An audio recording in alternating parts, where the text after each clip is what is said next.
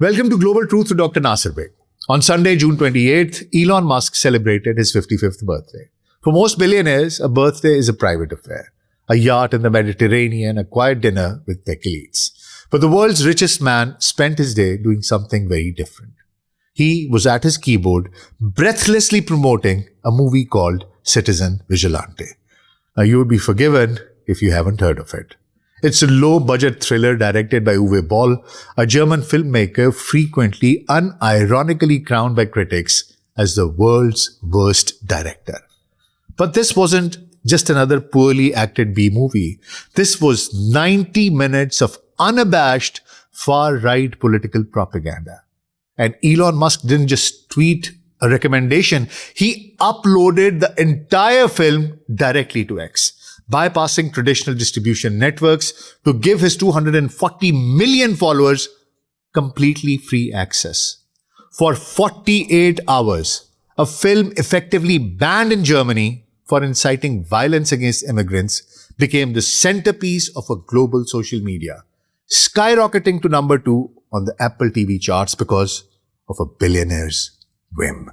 For years, Musk has painted himself as a political moderate, sitting dead center on the spectrum. He peddles the narrative that his own principles haven't budged an inch, arguing instead that the political left has gone off the deep end. Yet, a closer look at his digital trail, the posts he shares, the content he bookmarks, and the systemic ways his platform's algorithm pushes specific voices forward shatters that illusion of neutrality. Instead of fostering an even-handed forum for public discourse, he has re-engineered X to act as a massive echo chamber, where white nationalists and xenophobics, their narratives are continuously elevated. Now let's look closer at the film Musk championed, Citizen Vigilante. Citizen Vigilante marks the attempted Hollywood comeback of Armie Hammer, an actor whose career imploded in 2021 amid severe allegations of sexual misconduct. Critics have panned the movie. Variety called it a violent, incoherent, morally bankrupt slice of exploitation. But the danger isn't just that the movie is bad, it's what the movie represents. Hammer plays Michael Sanders, a wealthy American businessman living in Croatia, frustrated by what the film portrays as a breakdown of European law and order. Sanders morphs into a masked vigilante. His targets? Violent criminals, rapists, and corrupt judges. But Uwe Boll doesn't make these targets generic.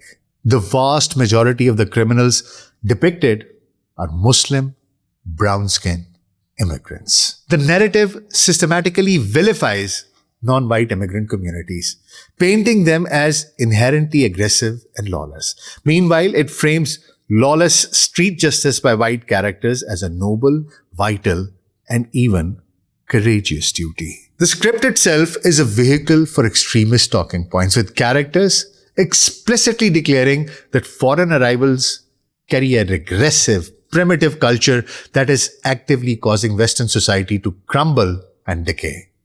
In a core scene, Sanders confronts law enforcement with a blatant warning. If the political establishment refuses to halt this demographic shift, ordinary citizens will take matters into their own hands. Because of this blatant radical messaging, Germany's official film board denied the movie a consumer rating, cutting off any path to a normal theatrical release. The director himself openly noted that regulators rejected his appeals on the grounds that the project actively stoked hatred and physical aggression toward minority groups. Yet, Elon Musk looked at a film judged too dangerous for public consumption by a democratic European nation and gave it the biggest promotional boost imaginable. When it hit the charts, Musk even tweeted, "Citizen Vigilante 2 will be even better." It is deeply alarming that an individual holding massive sway over American political financing could watch a piece of hate-driven propaganda and decide it deserved the backing of his massive online megaphone. By throwing his full support behind the film and boosting figures who echoed its themes, Musk forces us to confront a terrifying reality. Flooding the internet with these narratives isn't a harmless exercise in free speech. It carries devastating, violent consequences in the real world. When a figure with this much global leverage spends his time validating xenophobic and romanticizing armed retaliation, he isn't trying to spark an intellectual debate. He is tossing a match into a power keg. This isn't an isolated incident. Citizen Vigilante is just the latest piece of a rapidly solidifying puzzle. Musk's digital universe has formed a direct financial alliance with actual far-right extremists on the ground in Europe. Take Stephen Yaxley Lennon, better known by his pseudonym Tommy Robinson. Robinson is the UK's most prominent far-right anti-Islam agitator, a man who has spent over a decade stoking racial tensions and organizing mass anti-immigrant rallies that frequently boil over into street violence. In October 2025, Robinson went on trial in London accused of violating counter-terrorism laws after refusing to give police his phone PIN at the Channel Tunnel. Robinson stood outside Westminster Magistrates Court and recorded a video.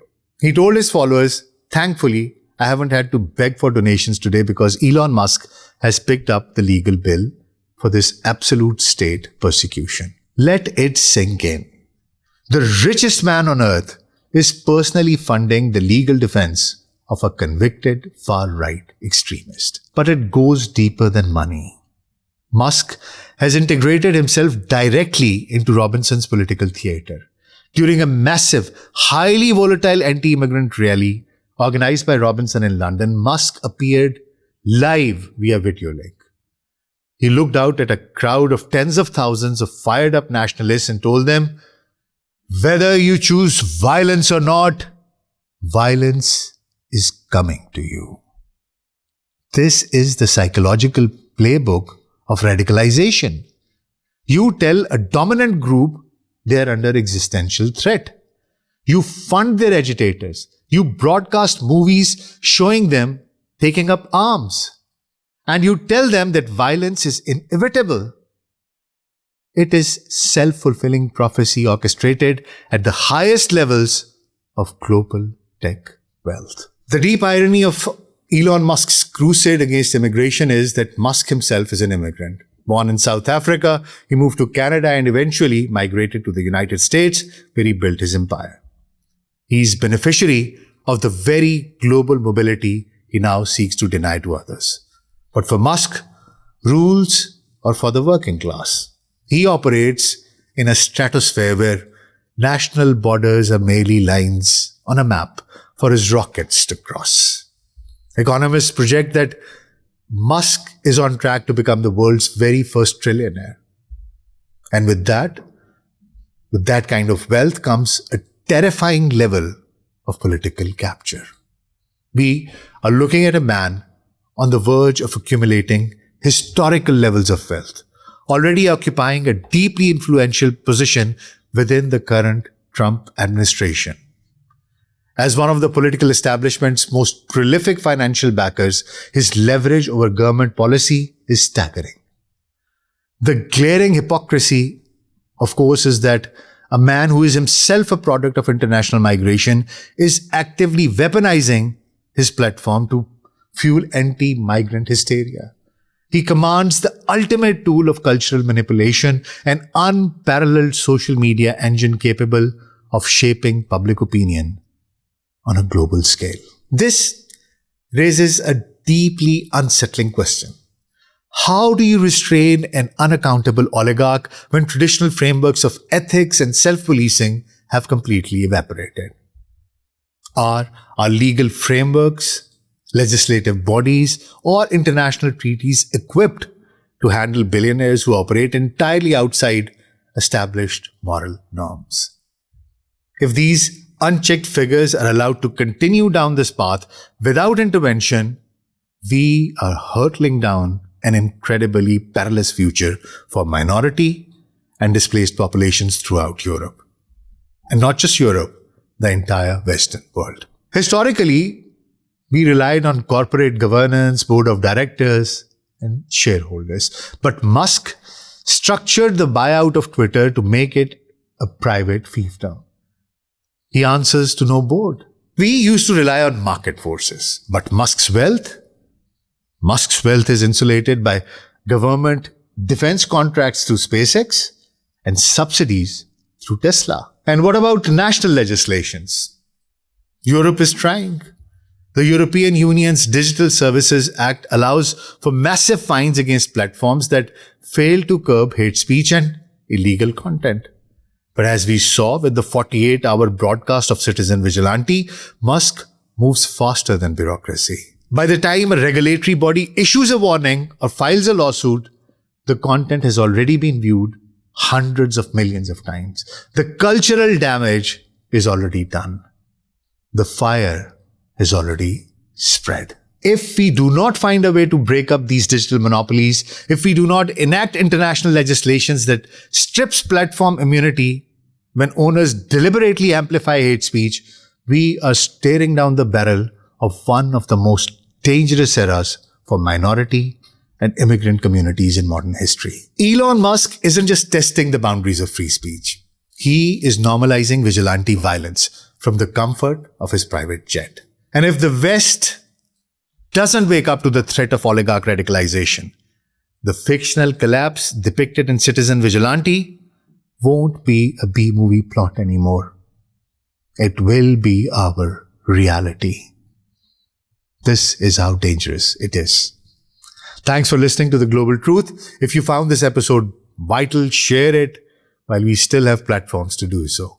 See you next time.